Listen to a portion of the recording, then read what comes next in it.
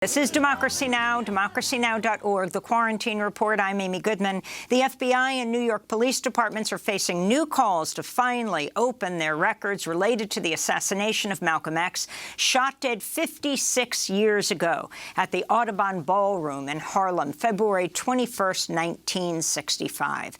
This comes after the release of a deathbed confession of a former undercover New York police officer who admitted to being part of a broad New York police and FBI conspiracy targeting Malcolm.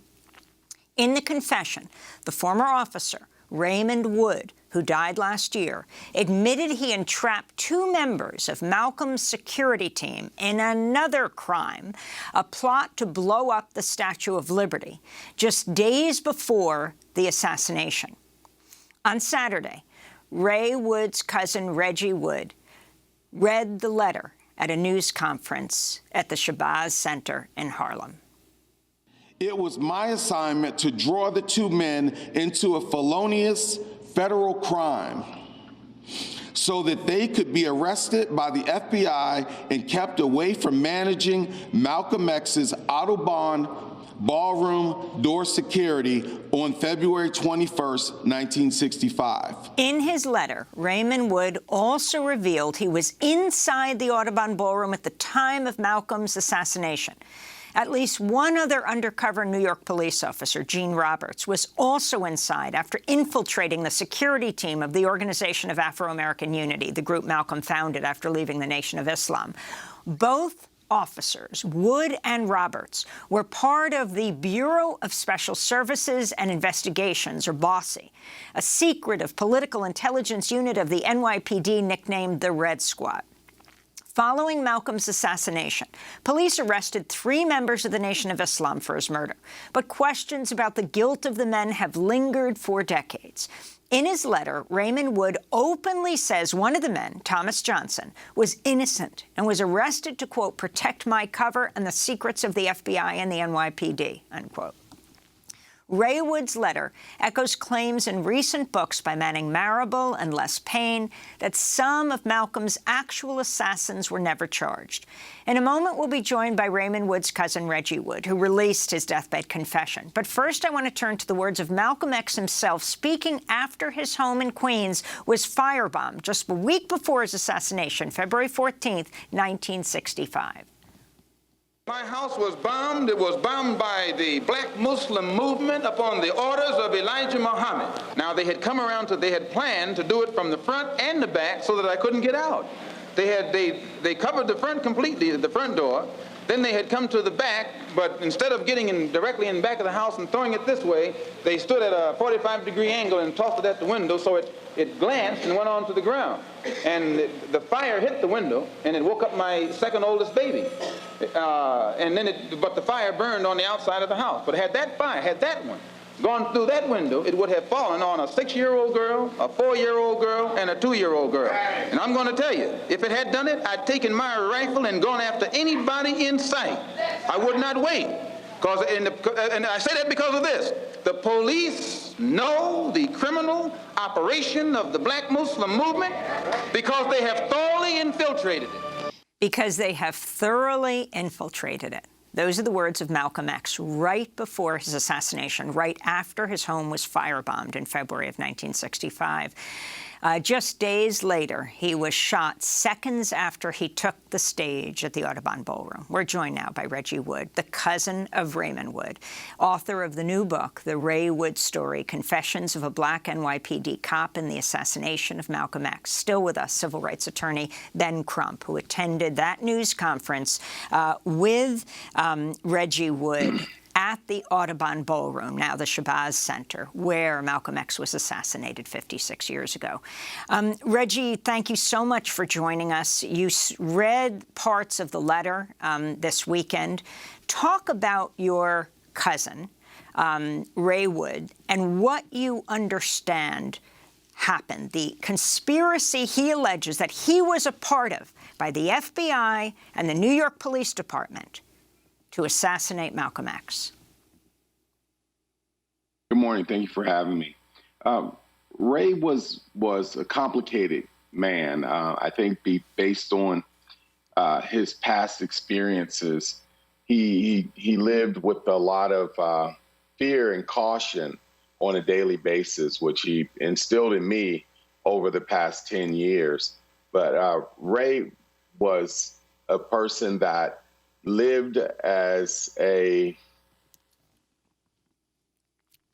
he lived as a very quiet and reserved person because of what he had experienced. He witnessed some horrible things firsthand and also realized that he was a part of it after the fact. And so therefore, Ray was told by his handlers that not to repeat anything that he had seen or heard, or he would join Malcolm. Therefore, for 46 years, Ray separated himself from the family and in fear that he would put us in danger.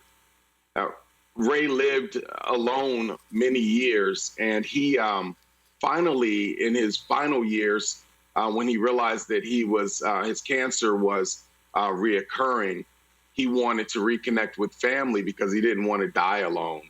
So I volunteered to move him to Florida so that my wife and I could take care of him and get him back and forth to his cancer treatments and things of that nature. And therefore, he trusted me enough to reveal this information and ask me not to say anything until he passed away, but at the same time, not to allow him to take it to his grave. You write in your book, Reggie Wood, he'd spent years living in relative obscurity, wanting to ensure the cops wouldn't preemptively act to silence him. He also feared retribution from society, especially the black community.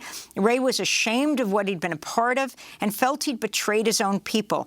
Due to his lugubrious feelings about his actions and fear for what might be done to him in retaliation, this 2015 article deeply impacted Ray, and he's talking about this news coverage from February. He was talking about the article by Garrett Felber in The Guardian that really laid out your cousin's seminal involvement here and the FBI police involvement in the assassination. Yes, that book really details everything that happened. I felt that after consulting with Mr. Crump, I was looking for the best way to put this information out there. I wasn't sure if it was safe to turn it over to authorities.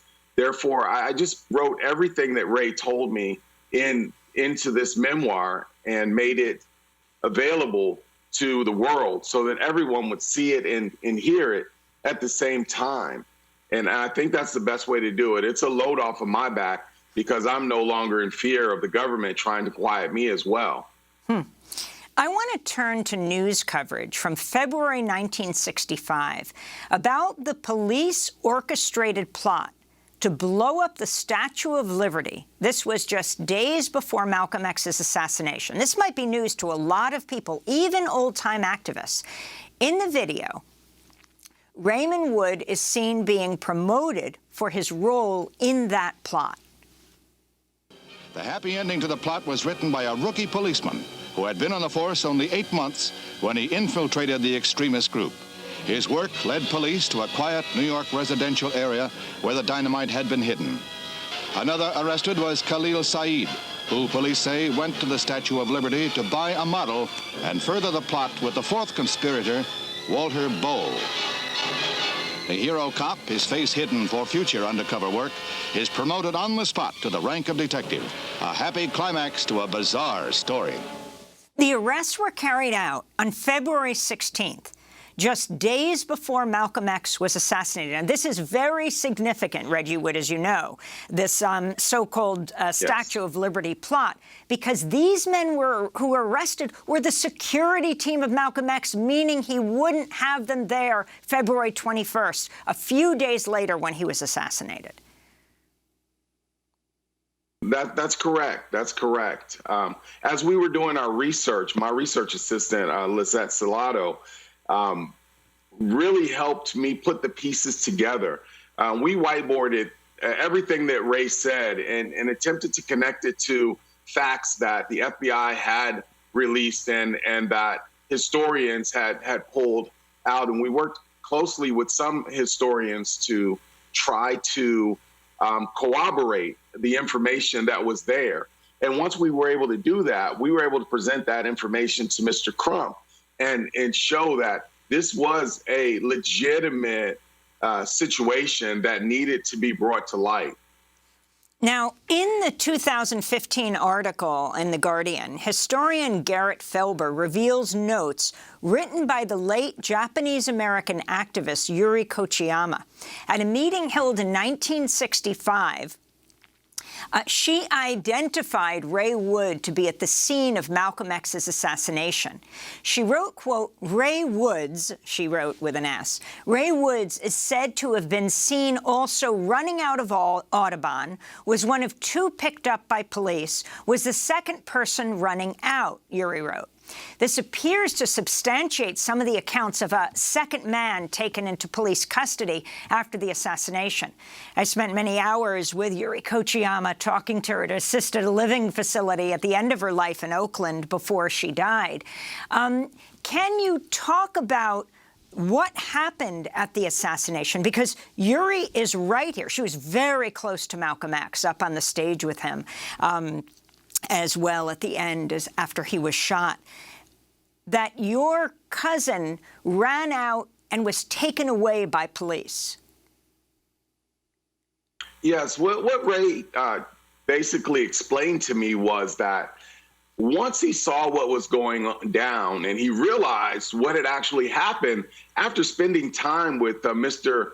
Saeed and Mr. Bowe, he was there and he reminisced or thought about the situation with him coming into the Audubon without being checked. He thought about the fact that those guys were in prison as we spoke.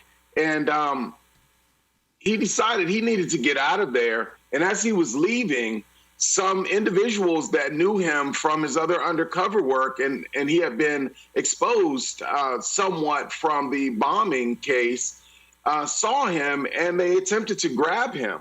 As they were grabbing him, trying to restrain him, a police officer intervened and grabbed Ray and took him into the police car. And from there, they took him to the precinct and put him into a cell where he sat there for 3 to 4 hours, not knowing what was going on. The only information that he had was listening to the chatter on the radio while they were transporting him to the police station. And later that afternoon, the same two gentlemen that told him to go to the Audubon came and removed him from his cell and drove him back home and told him, quote, do not speak of this again, or you will face similar consequences. Did he know Gene Roberts, the other undercover officer, or at least one other that we know of who was there? No, he did not. He did not know him. He did not know he was an undercover. He assumed he was part of Malcolm X's team. So, Ben Crump, you ended the last segment where we want to talk at the end of this segment, and that is the issue of what evidence is out there that the police or the FBI is hiding and what you are calling for. It's interesting that last week a court ruled that the disciplinary records of New York police going back for years must be released. De Blasio said they're releasing them, the mayor of New York. Not clear if they're being released at this moment. That's disciplinary records. And the police unions have been fighting this tooth and nail. What are you calling for in this case? Well, Amy, thank you for covering this important matter as well. And to Reggie Wood, who has put forth this dying declaration letter from his cousin, Ray Wood, and documented all the corroborating evidence in the memoir that he and Lisette researched to show that everything in that letter is true.